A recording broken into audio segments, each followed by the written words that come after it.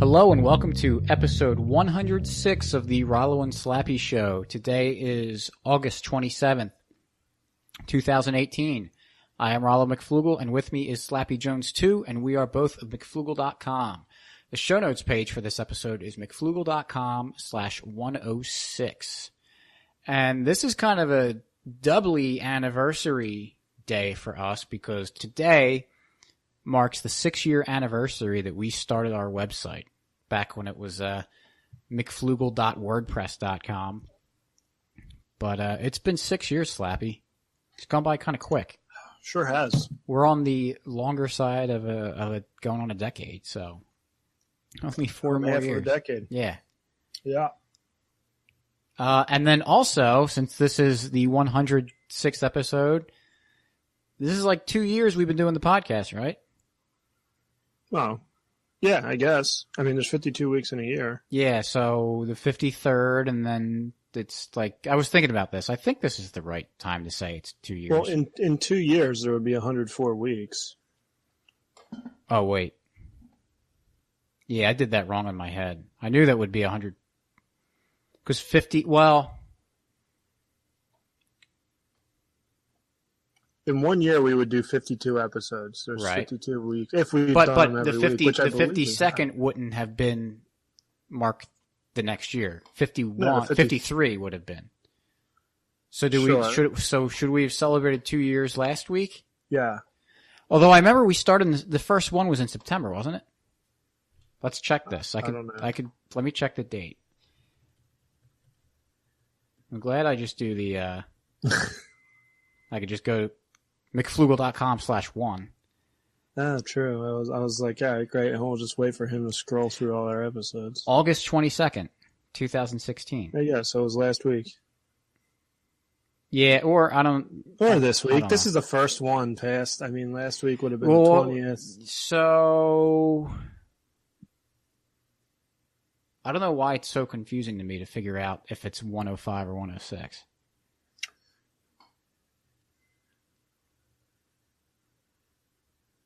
I can count base 10, but base 52 is a lot harder. Well, yeah, because it would be, wait. Well, look, calendar, last week would have been the episodes. 2 years, so we're 2 days off of where we started. It would have been last week. I mean, really, it's neither week because we started on the 22nd, and right now it's the 27th, and last week it was the 20th. Yeah, but we only do the episode every week, so it's like we're... Yeah, so last week would have been it. It's like a base 7... You're talking about your bases. Combined with a base 52. So... Talk about a clock. Yeah. Base 24. I mean, it makes sense because what we're going to be talking about, but let me get through the other stuff, which I don't even know, but let's just roll into the episode. I don't remember what we're talking about. Okay, no. All right, I got it. Are we going? Yeah, let's go. Yeah, I'm Slappy Jones. This is Rollo with me on our possibly our 2-year anniversary episode. You know what's bad? We're about to talk about something kind of technical, and we can't even figure out when 2 years is. So, but let's go. Yeah, so we're going to talk about a couple articles on Rollo's, I guess, where he gets his news source, since he sent both of them, which is CNBC.com. The first one we'll talk about is called Wolf of Wall Street Warns Investors of the Next Big Trap, Bitcoin. It's by Kate Rooney over at CNBC.com. And why don't we go through it a little bit? It's a short article, and, you know, to be honest, it really doesn't tell you a whole lot.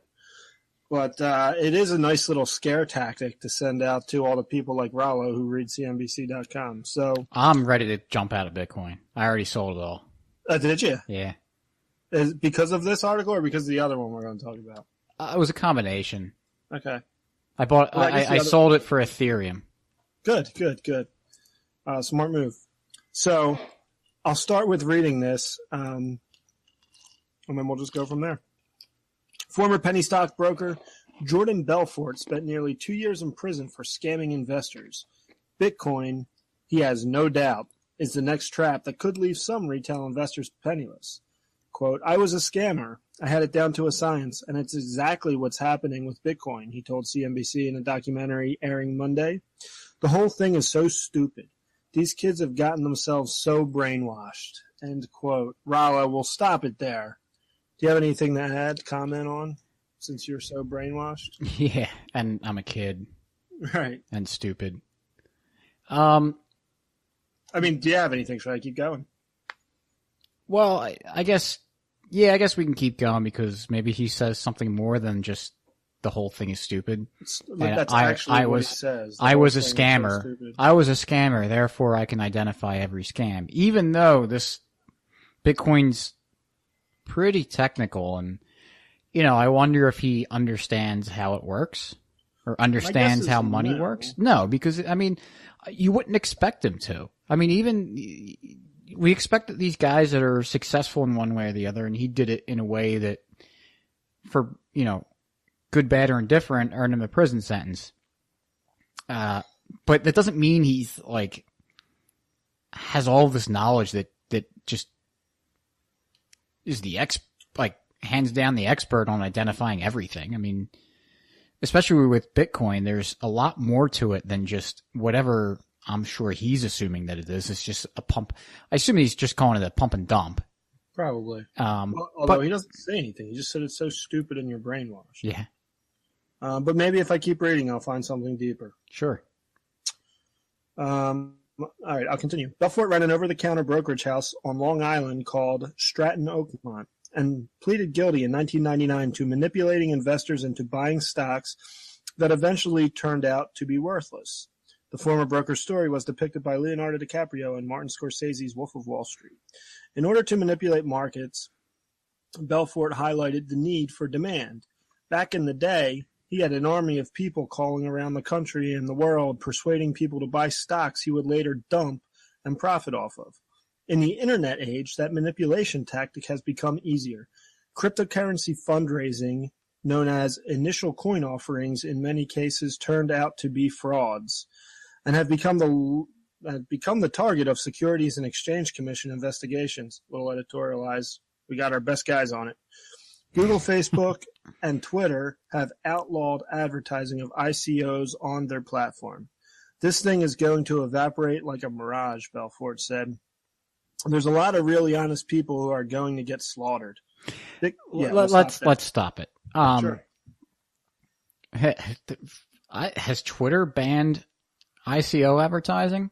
I have no idea. I see people pushing their ICOs all the time. And that's where, there's a big difference between Bitcoin and ICOs. Okay, good, because that's what I was just going to say. There's a little bit, just the premise of this article is just, or whatever, the base of this article is wrong. Yeah, he's conflating ICOs and Bitcoin. Things. Right. And yeah, ICOs, I don't think I've ever seen a legitimate ICO. You're not going to get an argument from me that says that ICOs have been anything. ICOs. Yeah, they're anything but toxic. There are ways of raising money in Bitcoin. Look, I think we mentioned it before.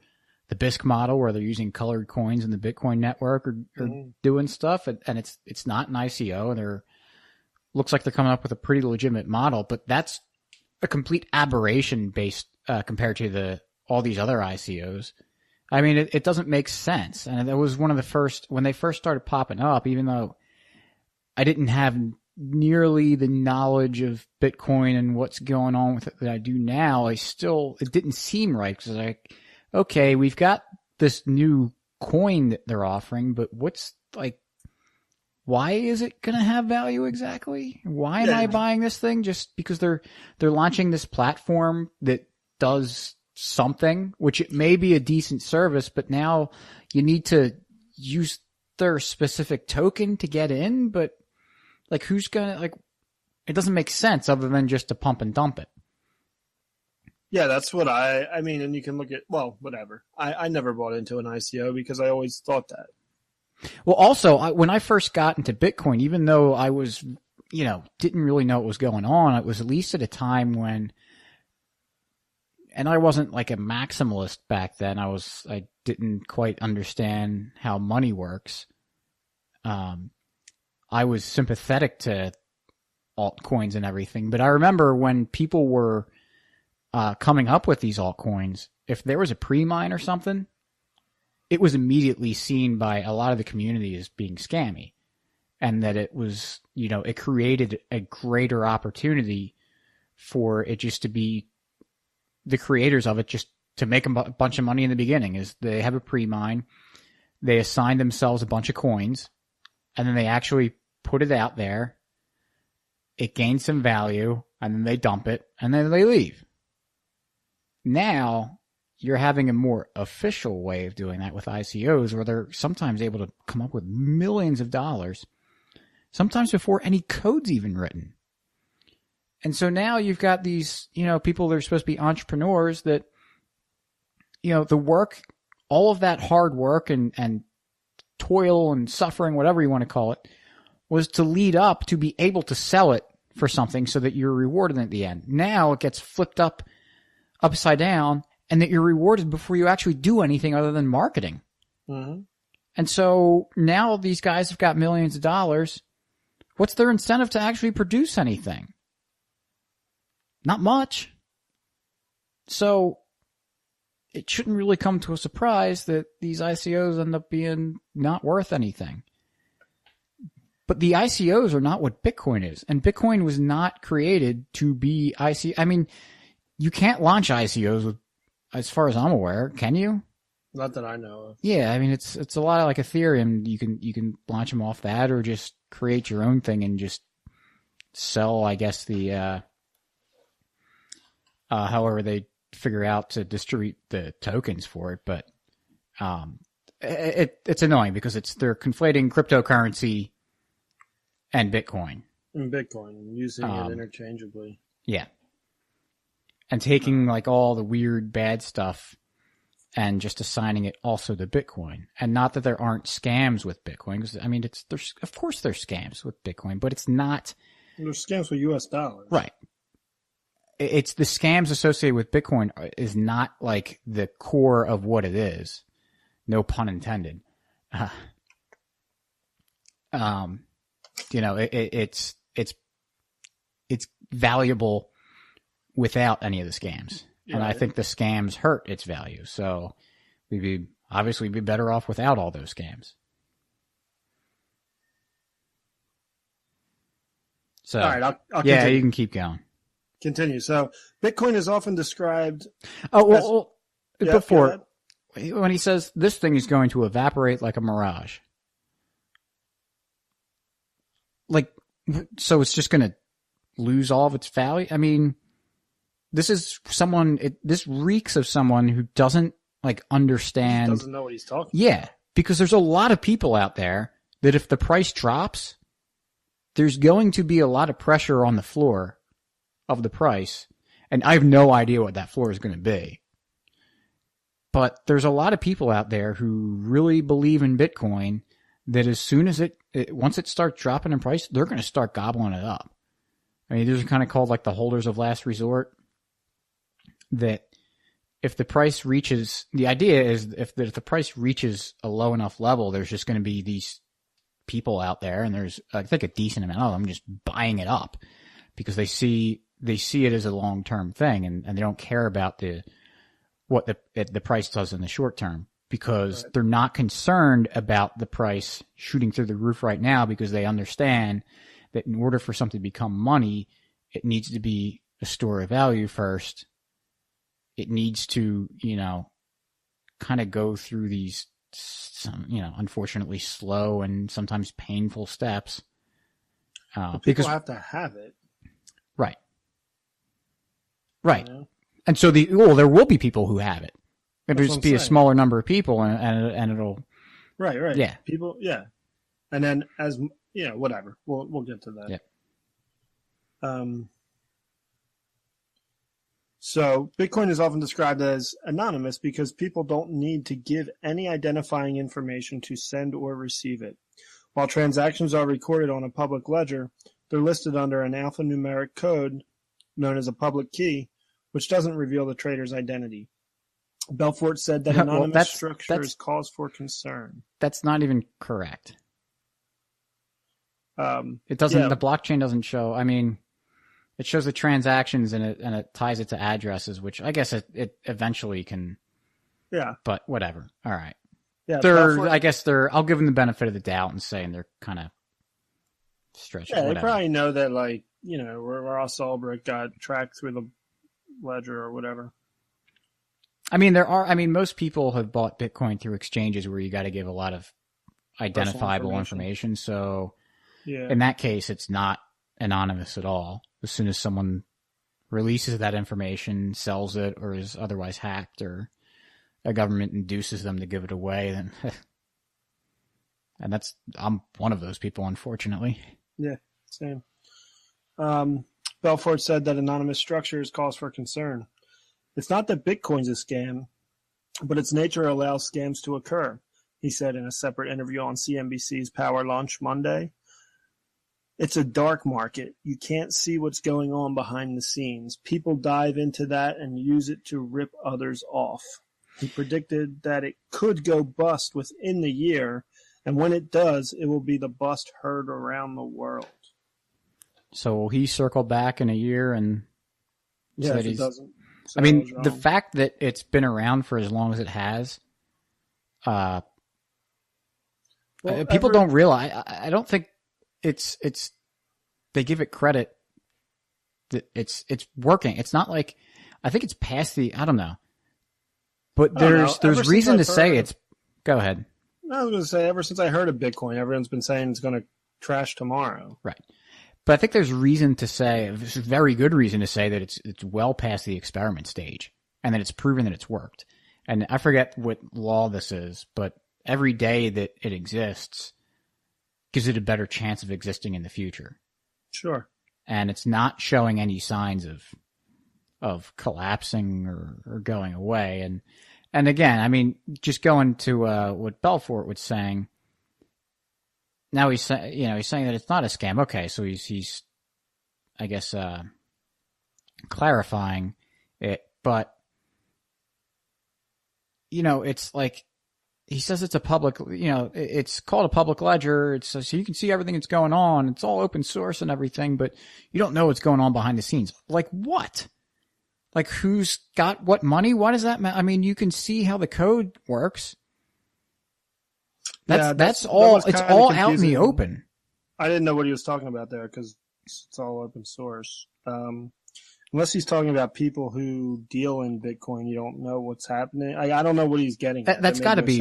That has to be what it is. That he's saying that there's bad actors out there and what they're doing with the money. But that doesn't make the software change. Right. If someone steals Bitcoin from you because you did something stupid, that doesn't mean that the network's insecure. So I don't like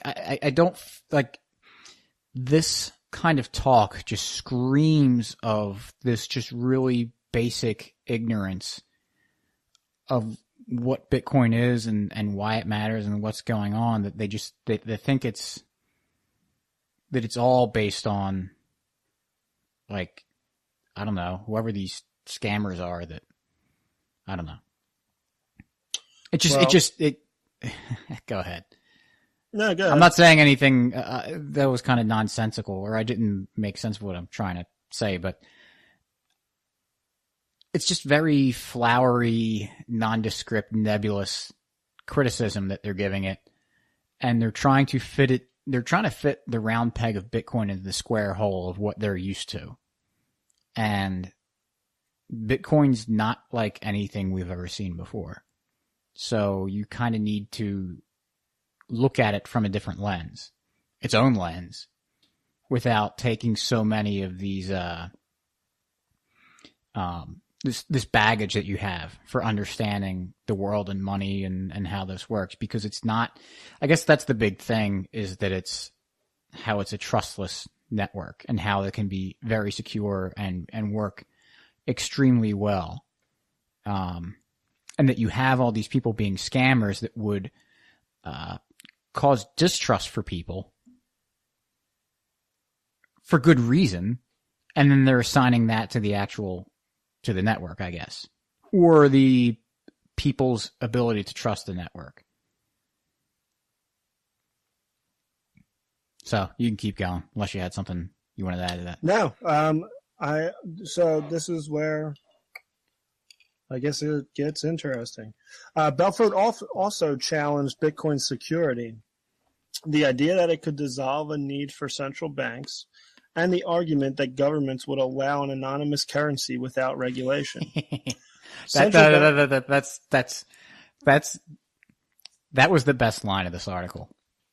Yeah. The argument that governments would allow an anonymous currency without regulation. Here's the thing. We don't care if governments allow it or not. They don't want to allow it. They've been trying since it became relevant to take it out, and they can't. So, it's not about getting permission from governments, and they can try it. Yeah, for sure. But I think, if government said it's illegal we'll throw you in jail for using Bitcoin, I think that would definitely scare people away from using it. It would. I don't know if that's what he means by that, or just if he's saying it won't work because government won't allow it. Government can try to stop it all they want. They can't. Right. But that could prevent people from getting into it, Mm-hmm. And certainly would definitely keep businesses from ever accepting it. Sure, but having businesses accept it, I don't think it's as necessary right now as we might perceive it to be. And anyway, I don't think it is at all right now, right. But just if it's going to be money, it certainly is. Right, eventually, but I think it can, even in the dark, only if it's in black markets and everything. It could work just fine. Yeah, look at black market. Look at the drug trade. Yeah, look at the drug trade. There's a war on drugs, and I don't think the drug trade is really suffering that much. No, and government's not going to start deregulating things like anytime soon. It's only going to get bigger. So no, there is always. That's why I think that's one of the reasons I do think Bitcoin will always have value, because the government's not just going to stop regulating stuff. There's always going to be dark markets that can use it. Yep. So then he goes on. Central banks don't want it. They've spent all this time trying to stop money laundering. Why now allow something that's anonymous? It lends itself to making money laundering easy, he said.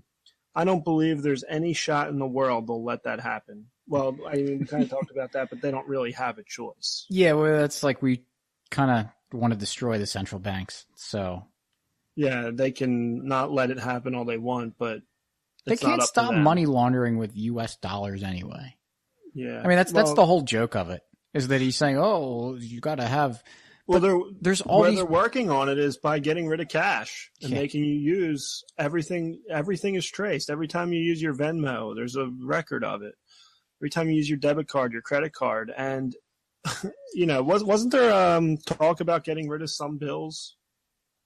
Yeah, I think they're always. I forget exactly what it was, but yeah, and every now and then you hear about them getting rid of pennies. They want to get rid of cash. They don't like cash transactions. I think. Go ahead. No, the more you do it, the harder it's going to be to launder money, which may increase the value of Bitcoin, by the way. Right. Not that you want to say it's there for laundering, but it's just it's a necessary consequence. Mm-hmm.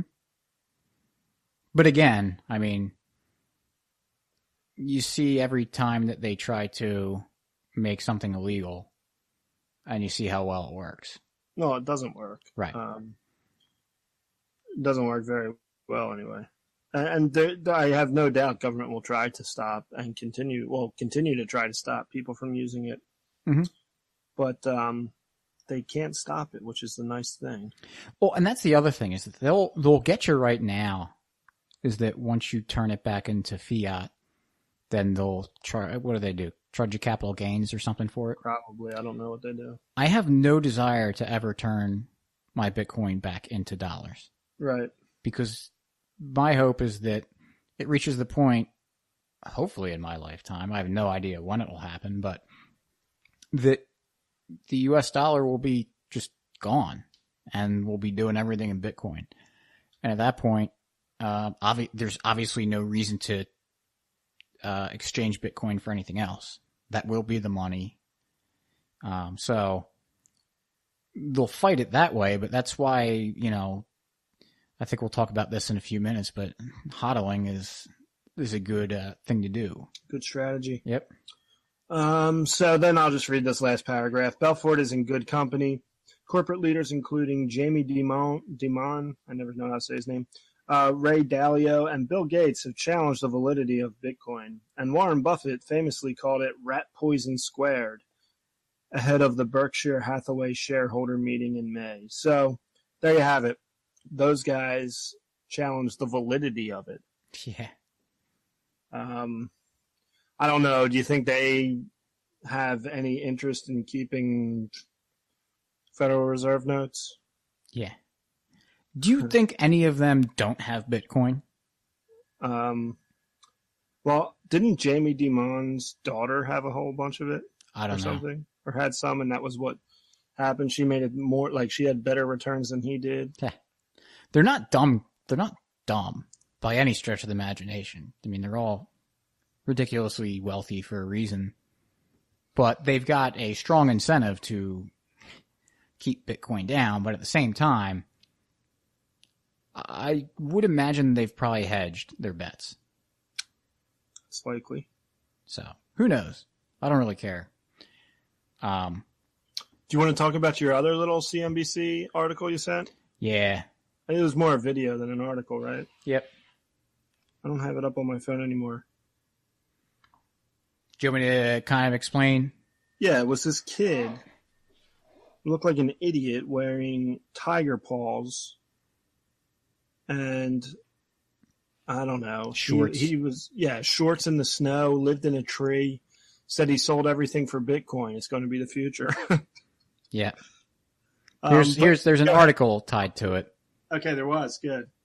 Let me read a little bit of it. Both of these articles will be linked in the show notes page.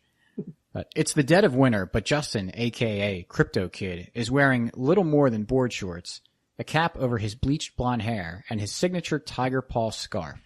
With a giddy grin, he shows off his outhouse before leaping from an icy trampoline up into the treehouse where he lives. Nothing about the quirky college dropout, least of all his appearance and living arrangements, screams millionaire, but make no mistake, Crypto Kid is sitting on a massive fortune built on Bitcoin. In CNBC's new original documentary, Bitcoin Boom or Bust, Crypto Kid takes anchor Melissa Lee inside his whimsical world as he takes on crypto critics, preaches the blockchain gospel, and explains why he thinks the Bitcoin gold rush is just getting started. But even he admits not all that glitters is gold. And then they advertise. And both of these stories were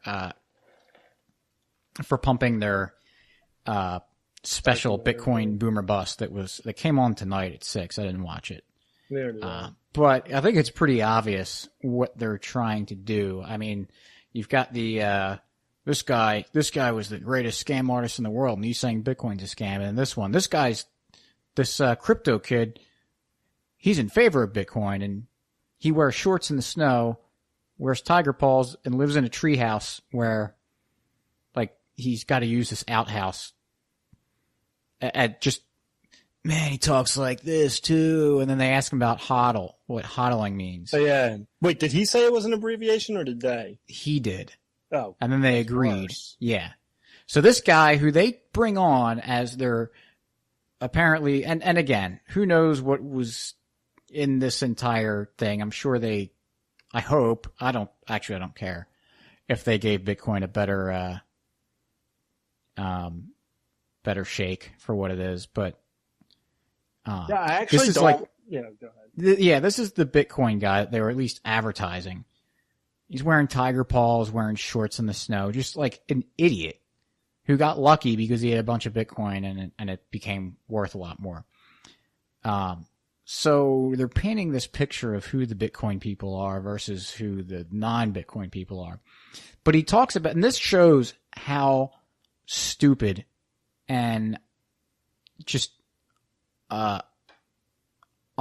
poorly researched this is. Because they talk about, well, first of all, they ask about hodling, and he goes, no, it's hodling. As if the pronunciation makes a difference. And they say, well, what does hodling mean? And he says, hold on for dear life. That's what hodling means. And that is not where it came from. It came from a typo from Bitcoin Talk, those forums, where a guy was drunk and the price went down a lot. And he wrote this like rant about how he meant to say he's holding, but he wrote hodling. And apparently he tried to edit it and he misspelled it again. So it just became a meme that, like, stuck. Yeah, you instead of saying, yeah, hold on to your Bitcoin, it's hodl it. And the fact that they couldn't even get that right, because all you got to do is type in like hodl. Well, actually, let me do it right now. I've got a computer on in front of me. Let me type hodl. Does it tell you?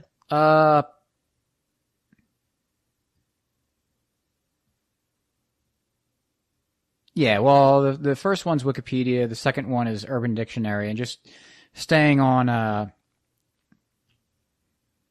just the little thing. They kind of get it. They say an on-purpose kind of misspelling of hold. First coin in, well, they say the altcoin sphere. So that's not right. It was Bitcoin in 2013 and later said to imply hold on for dear life. So it eventually became a thing. But like they can't even get that. Like, that's what's so hilarious about this stuff, is they take something that simple and get it that wrong. So, like, surprise, surprise, CNBC's credibility on Bitcoin is not very good. Right, and I think it's just it's, you know, the news is it's the old media. It's the old way to do things. It's how they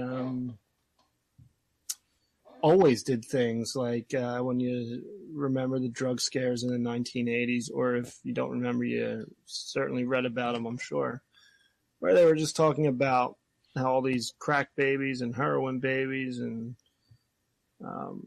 you know, the second you look at cocaine, you're addicted to heroin. All kinds of crazy things that were put on. They would do hour-long specials like this one, showing how just being in the same room as drugs will kill you.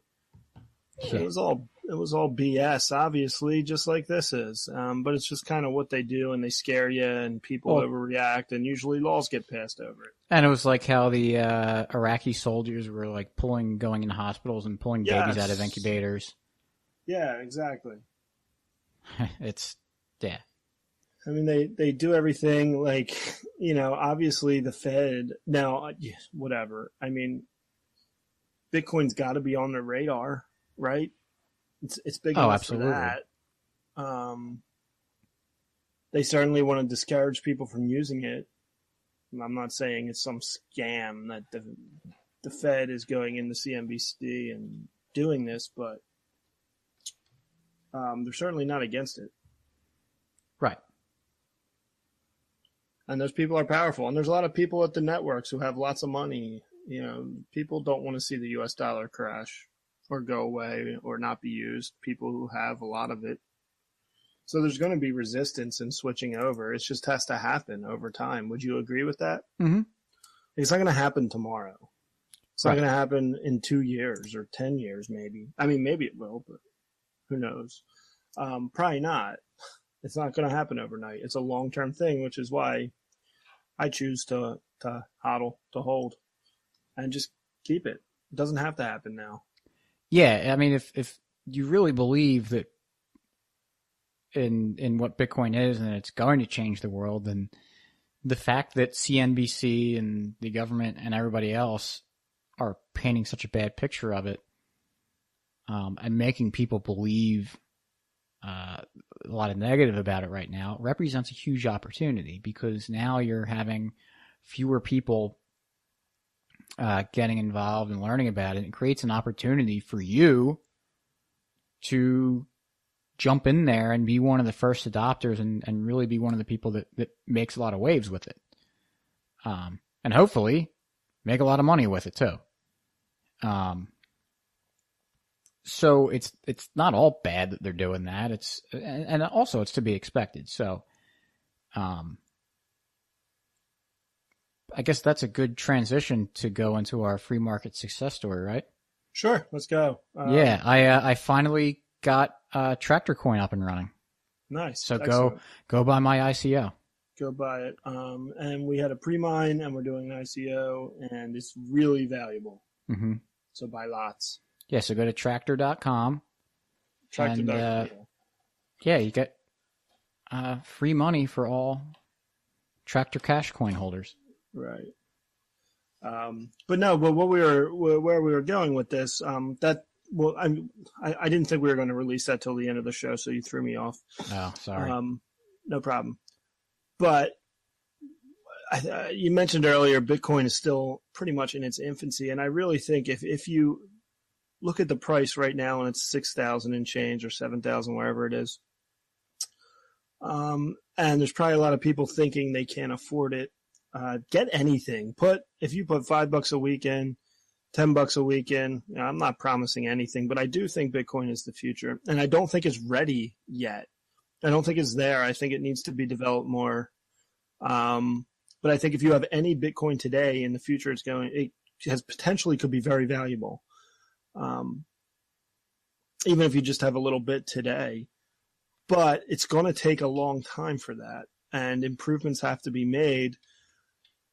Because your average person, I don't think, is ready to securely have their Bitcoin and know how to use it and keep their private keys and have their private keys. I think most people just want to use Coinbase or whatever and send it that way, and I don't think that's a great idea. So I think a lot of improvements have to be made. Rollo may disagree with me on that. I don't know. I agree. But one thing I do think you agree with me on is there was some high transaction fees about 8 months ago.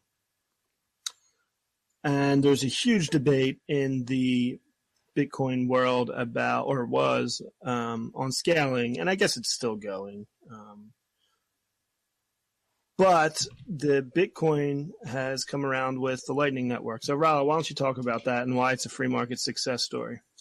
Sure. So back during the scaling debate, there were some people that wanted to raise the block size to have more transaction throughput, and there are people in the Bitcoin world saying that no, we got this solution called the Lightning Network that can create these payment channels that can route through each other to send Bitcoin for extremely low fees and have it be instant.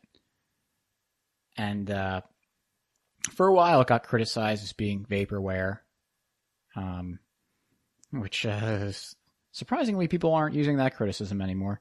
But like any other open source project, it took a while because you really want to be conservative that it's going to work and it's not going to cause problems and make people lose their Bitcoin or anything. So they were the developers were pretty careful about it.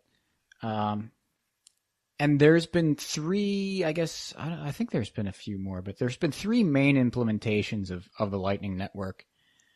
One being C Lightning. I think Blockstream's doing that. There's LND. I forget the company who's running that. And then Eclair by a company called Async.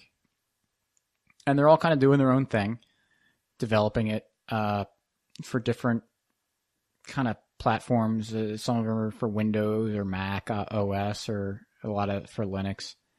But they're all good. They all can talk between each other, so there won't be any sort of issues with compatibility that way. But now they're rolling it out, and it's been on the main net for a while. And let me check the Rec Explorer. Yeah, there's 3,000 nodes and a little over 8,100 channels with a little more than half a million Bitcoin worth of $500,000 worth of Bitcoin on there. It's still brand new. It's still kind of in its fledgling status, if you will. but it's working, and it's working really well, and it's growing. And other than its criticisms of being, vaporware, there's been all sorts of other criticisms of it, most of which are either unfounded or a little bit unfair in the sense that, a lot of us, most people listening to this are going to be libertarians, so we all know the dismissal of what we say is, oh, who's going to build the roads? And all that is someone hears our arguments, probably for the first time, and without thinking, they dismiss it with some sort of criticism that they came up with within about 3 seconds of thinking about it. And that's a very arrogant way of saying you are, all of you libertarians that have ever thought about this are dumber than me thinking about it for 3 seconds. And the same thing kind of happened with the Lightning Network, with the criticisms of, well, your money could get stolen. And that is kind of true. But at the same time, it's like saying that all the people in Bitcoin, all the engineers working on Lightning also didn't think of that, weren't aware of that, and weren't working on it. So to explain why, yes, it is true that you can get your money stolen on a Lightning Network, but it's really not as big of a deal. You kind of have to understand how it works. And another criticism of Lightning is that I've heard it said there's some animation going around criticizing Lightning and saying that it was I think they're referring to it as a side chain, which is not the case at all. Lightning Network is real Bitcoin transactions, but they delay being transmitted to the blockchain. And so in the meantime, if, say, Slappy and I opened up a Lightning channel between us, and I fund it with a Bitcoin, and I can send Slappy up to a Bitcoin, and then so I send him, I send Slappy half a Bitcoin. So later we change the state of the channel that we each have half a Bitcoin. And then Slappy sends me a quarter of a Bitcoin back. And so the new state is that I have 3/4 of a Bitcoin and Slappy has a quarter of a Bitcoin. Right. And we keep doing that back and forth as much as we want to, until one of us or both of us want to close the channel, and then we settle it on chain. So what could happen is that if one of us goes offline, then the other one could send a transaction to the blockchain that did not show the current state and showed a state of the channel where, say, I had more of the Bitcoin than Slappy. Say that the current state was we each had half a Bitcoin, but I sent a previous state where it said that I had 3/4 of a Bitcoin and Slappy only had a quarter. And Slappy's not online to see that going through, and that gets published to the blockchain. So yes, that is a scenario that could happen. So what did the engineers do? Is that they made it a time lock transaction, which means that when someone closes the state or closes the channel without the other person there to agree to do it, then in order for them to get their Bitcoin out of it and get settled, that it's got to wait a while. It's got to wait a relative amount of blocks before it actually gets sent, which gives the other party an opportunity to get back online, see what's going on, notice that I'm trying to cheat Slappy, and then resend the transaction where actually Slappy could take all the Bitcoin because I already sent my I think it's because I had already signed it, and Slappy would have access to my the key that I signed it with, so he could transmit a state where he gets all the Bitcoin. So that's kind of a what's it called? What's the gambler's dilemma thing? Why am I blanking on this term? I don't know, like a prisoner's dilemma? Well, yeah, they kind of like What are you that. talking about? The prisoner's dilemma. What's that called? Well, no, prisoner's dilemma, where they're going to rat on each other, so they both rat, because if one lies and the other doesn't, Right. they'll do a longer time. I can't believe I was talking about this before we started recording. Whatever. I'm going to remember it in 5 minutes and shout it out. You know what? It's because Grum is, again, up here walking around and distracting me. So they built this in so that you've got, I think the one iteration, I think it's Sea Lightning, is that it turns out to be like 7 days that you have to get back online. So what happens though?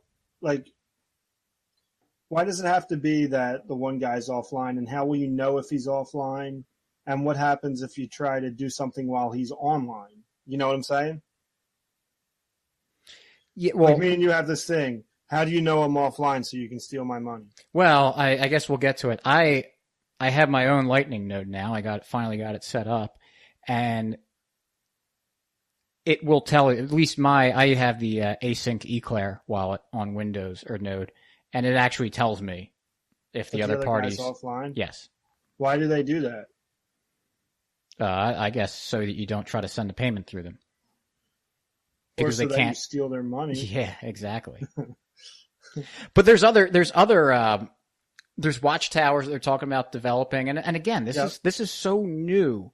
Yep. That they're slowly rolling stuff out, and trying to solve these problems. And a great solution that they came up with, or Async came up with, is that they have an Android Lightning wallet that it only allows you to send funds. You can't receive any. And people might say, "Oh, that's not, what's the point of that?" But if you're a lot of people, I mean, end users probably don't have that much reason, at least right now, to be receiving a lot of funds. You might think that you do, but probably not really, unless you're a business, which you have. You'll take better steps to do this stuff. But if you're just trying to send money on the Lightning Network, there's not a. Let me back up a second. So, sorry, Grum is trying to shut this podcast down.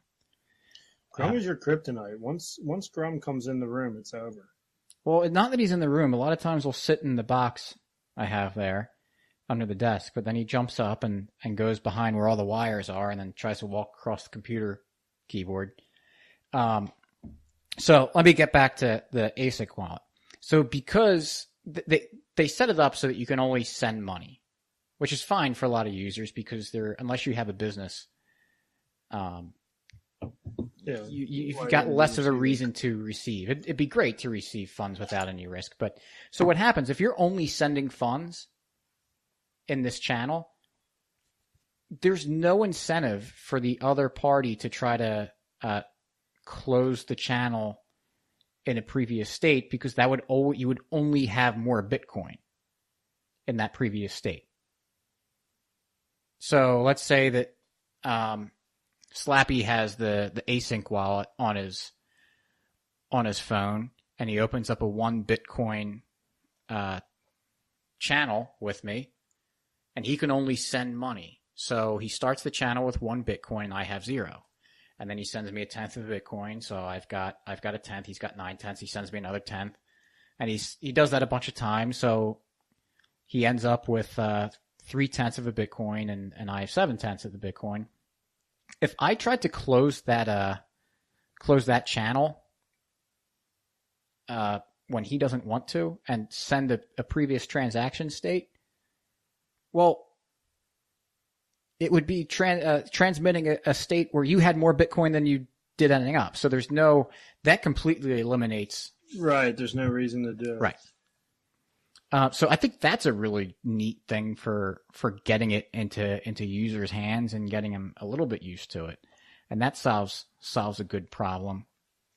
And then the other thing with because I mean, computers shut down, there's power outages and everything. So I acknowledge that, and I don't have a lot of money at all on the Lightning Network, but I still don't want to lose it. I want to mitigate any small risks that I have as much as possible. So what I did is that I'm able to use a laptop. The only thing that I use it for is to run my Bitcoin node and run the Lightning node. So I set it up so that if it shuts down and restarts, that when it boots back up, it bypasses the login screen and just goes straight to, the desktop when it opens up.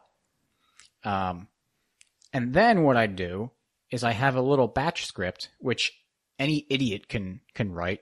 You can just Google what you're trying to do, and it'll show you how. Is that it automatically starts the Bitcoin node, and then after that I have it launch the Eclair node for Lightning Network. But the Bitcoin node takes a few minutes to load up, and get the latest state of the Bitcoin blockchain.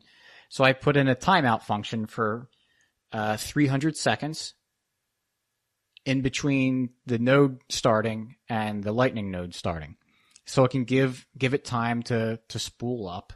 And then once it does, that should be enough time that it'll start the Lightning node application and everything's good. And I tested it out. I think it actually happened today. The computer booted up, rebooted, and nice.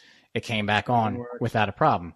And the other thing I have is that there's services where you can, I use a evil Google for it, but Chrome Desktop, that you can see your computer from your phone. You can attach the different phones and computers, I guess, whatever they are, tablets. And so you can log in and control the computer from your phone. So I can go in and check and make sure it's running whenever I want. And then if something's wrong or I can't access it at all because either the internet's down at my house or because the computer is shut off completely, then I know that, all right, something's wrong. Once I get home, I gotta do something. But I have more than a day to take care of it. And if you really, excuse me, if you really wanted to secure it, and I'm probably going to do this, but you can get a UPS or an uninterrupted power supply, so that if your power goes out, that it doesn't shut everything down on you. It'll run on the battery for a little bit, so you can keep your internet running, and whatever you're running your node on, whether it's like a Raspberry Pi or something, or a laptop. I mean, the laptop should have a battery, but it might go to sleep on you.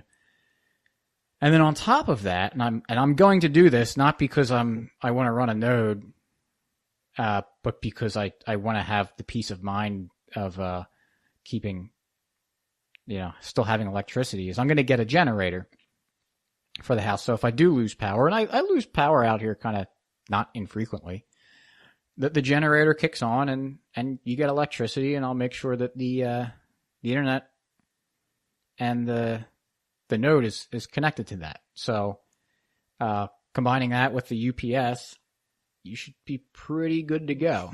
And if something happens so disastrous that it completely knocks out the internet, then all right, I've got and everything else, I've got bigger things to worry about than my Lightning node. Unless I've got, if I get any sort of appreciable money that I'm putting on it, then I'm gonna put it on a server, and have that better reliability there. Well, here's where I'll push back a little bit, and you can respond. That seems way more complicated than me handing you a $5 bill. Sure. So it is. Right. So why would anyone do that? Well, if they want to participate in securing a sound money. Right. So what are they saying is the future? Because if that's what people have to do for money, I don't think this is ever going to work. Well, that's what they have to do right now. I mean, it's like anything else. Yeah. And I'm looking at the Explorer right now that shows the Lightning Network.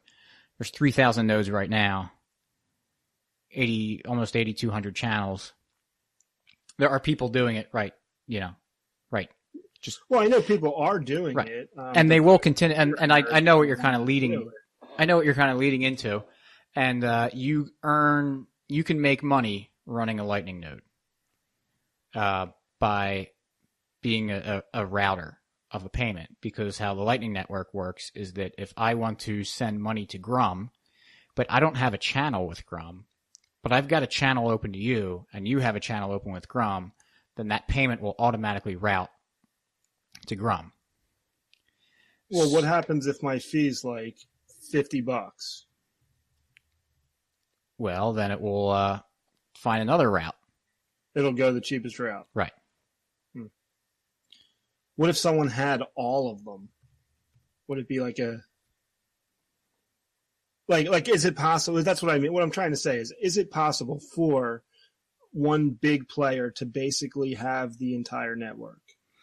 I guess theoretically it would be, but the barrier to entry is so low because you don't really, it's not like mining Bitcoin, is that you don't need the powerful, really cheap electricity and, unbelievable hash power to be able to do this. You just need to be able to download the chain. Yeah. Or you don't even need to download it. I mean, you could do it. I mean, you could buy it on a server, but right. You just need a computer that can, run a Bitcoin full node and then run the Lightning software on top of that. So it's not that much. The computer I have doing it right now, it's not a very powerful computer. But it does it very well and easily. And you can do it on like a Raspberry Pi. You can do it on really light stuff. On top of that, also it's just, you question how efficient that would be, like what the incentive would be to just try to get the entire hub. I mean, you collect all the transaction fees, but you would be tying up enormous amounts of capital to do that. But they're also developing something called AMP, which is Atomic Multipath Payments. And so what that does is that when you send like a file across the internet, what it does, one way you can do it is that it breaks the file up into a bunch of little packets. Mm-hmm. That makes it sending it across the internet a lot easier. And then the recipient is able to put the pieces back together and they have the file. So what AMP will do is if you've got a large Lightning Network payment, this is how I understand it, but I think I'm right, is that if you've got a large Lightning Network payment you want to send, it'll break it up into a lot of small payments and then route it across everything. Route it however it's got to go, because you're limited by the size of the channels. It's like if you Right, so if you and me have, like, say, me and you, and then I'm trying to get to C, like person C, and you have a connection with person C and I don't, but I have a connection with you, but my connection's only like a Bitcoin, and I want to send that guy 2 Bitcoin, would it have to go through 2 different channels to get there? Or I think it could just send it through twice. Okay, so it would just be like through the same channel, because being a hub, when a payment routes through you, say you route 10 Satoshi through you. Okay. You pay the next person the 10 Satoshi, but then you get the 10 plus the fee from the other one. So you're not, it's as it jumps through. Yeah. It's very quick. Right. So I don't know if it would just kind of do it in series, the payments through the same channel, but the idea is that the nodes would end up becoming fairly connected. And if you want to kind of be that gateway node for people, then you would make yourself very connected. And they're developing software that when you spool up your Lightning node, that it automatically chooses good people to connect to. Similar to the way that a Bitcoin node does it right now, because you've got to connect to other nodes to receive the blockchain, so it goes out and searches for reliable sources for it. I recommend, like, if anyone's interested in the Lightning Network, there's good resources out there, good people talking about it. I've been listening a lot to the Stefan Livera podcast, and he had Brian Vu, one of the Lightning Network developers for, I don't know if I forget where he works, but he, they go into a lot of detail, explaining how it all works and some of the solutions they're coming up for this stuff. But it's really fascinating. And to the people that just kind of dismiss it as being like centralized or something, and all this other stuff, I really suggest I've heard people call it like central banking. And why would they say that?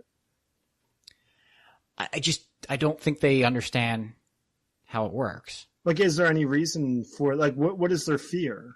Well, they would say that they think that there's, that like a large bank would just make a huge and take node. The whole thing. Right. But if really, that did happen, I'm not sure I understand what the problem with that would be, even if it did happen.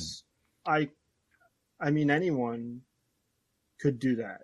Right. So, like, say I just set up a node to someone else or a connection, whatever you call it, then it bypasses everything they're doing. Like, they have no control over where it goes. Right. And they don't know where all these payments are going either.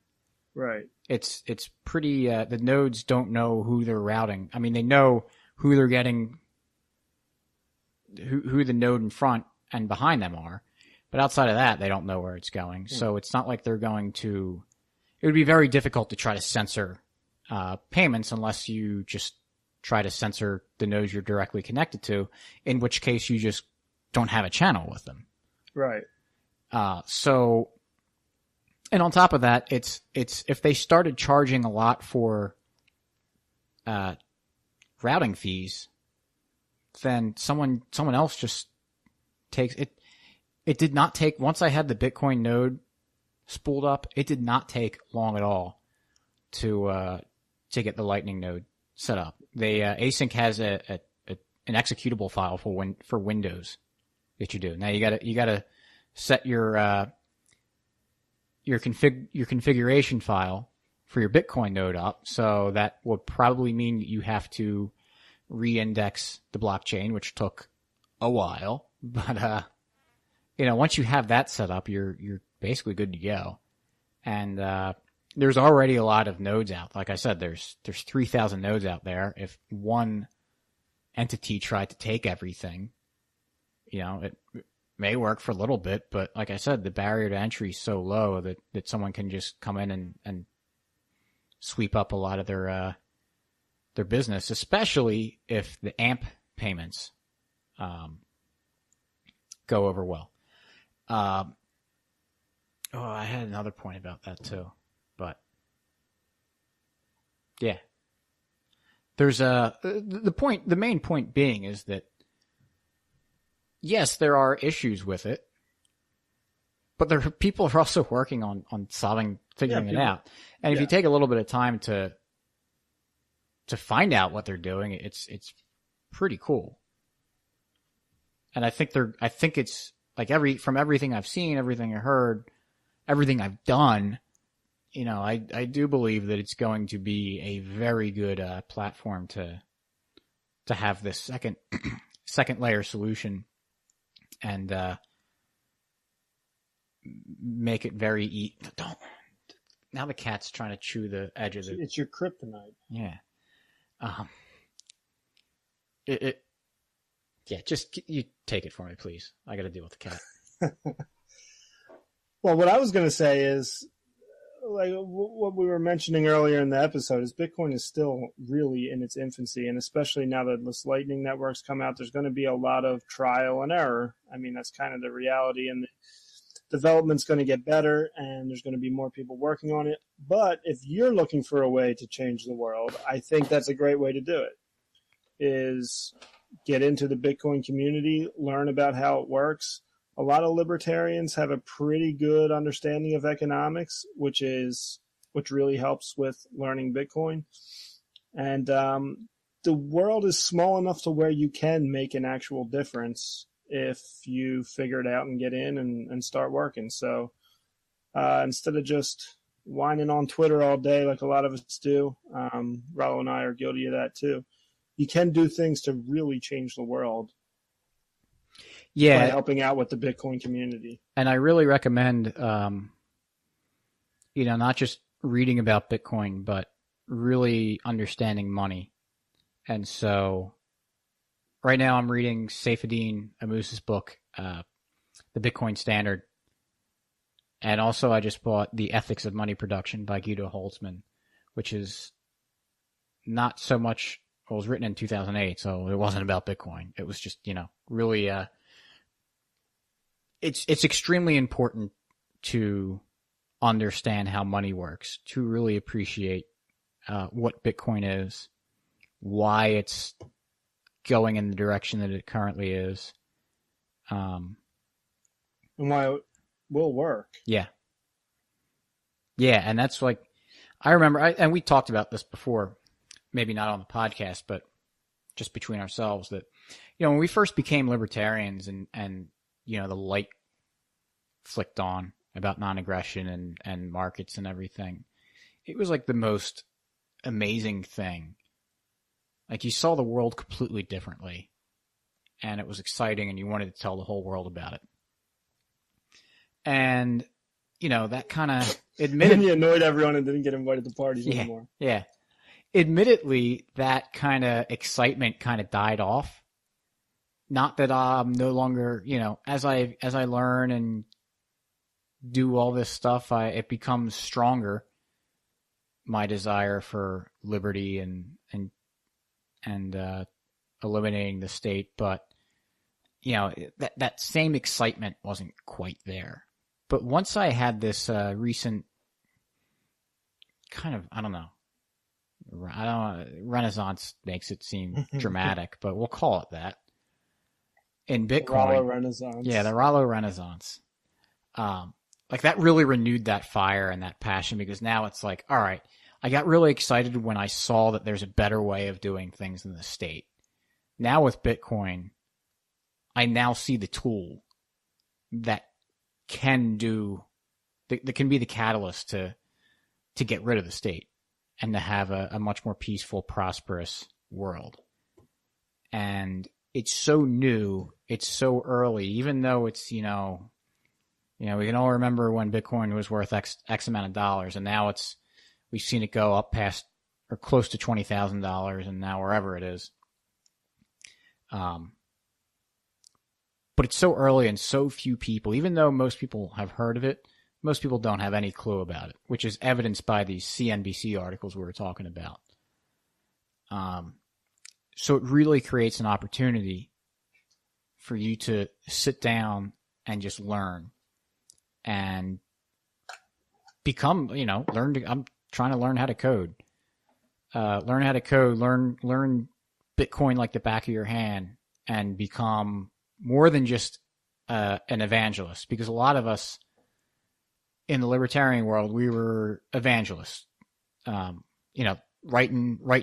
on blogs, doing the podcasts, and, talking to people. That's awesome. That's great. And we all should do it. But now we actually can do something more than that, actually create things that people will adopt without even realizing it, because Bitcoin's better than any money we've ever had before, and currently better than the fiat we have now. And so because of that, people are going to start using it because they want what's best for themselves. It's, basic praxeology. So take advantage of that and, make a difference. Yeah, man. Yeah, I can get off my soapbox now. Yeah, what else you got to add? I think I had a bunch of stuff I want to talk, but I think that was the main points I wanted to get across about Lightning. If someone disagrees, wants to push back, by all means, let us know your feedback, and do that in general. We've actually had some people recently tell us about like Stitcher and iTunes have been kind of weird with playing the episodes, and please, if you're getting that, we want that kind of feedback too. If the podcast isn't getting delivered well, because that's, it's frustrating. Kind of important. Yeah. We want to make sure that we're doing this. We want to get it out. So we appreciate. There've been a few people that have let us know, and that's very much appreciated. So otherwise, do you want to wrap it up? Do you have anything else you wanted to say? No, if you're good, let's do it. Okay. Show notes page again is mcflugel.com/106. You can find links to the things we talked about. We'll have the 2 CNBC things, and also I'm linking to the Async Eclair GitHub page. And also there's a tutorial from medium.com on how to set up the Eclair Lightning node on Windows. And I also have a link to the Android wallet for Eclair. So do you have one, Slappy? No, I do not. Why not? Why? I don't know. I haven't done it yet. Do you have an Android? Well, that's part of the problem. Oh, well, then you must be a Fed because you're not participating in the solution. Oh. Yeah, maybe I am. Must be. What else? Go check out libertymugs.com. And if you subscribe to our email newsletter, we'll send you a discount. Also, if you subscribe to the Tom Woods Liberty Classroom through our link, you will get a free mug. Just let us know that you did that so we can know to send it to you. Also, check out the podcast is on Stitcher, iTunes, YouTube, Podbean, all the podcast catchers. And check out our friends, Mance Raider, Free Man Beyond the Wall, Friends Against Government podcast, Dino Files, and Peaceful Treason podcast. And with that, we will catch you next week. Peace.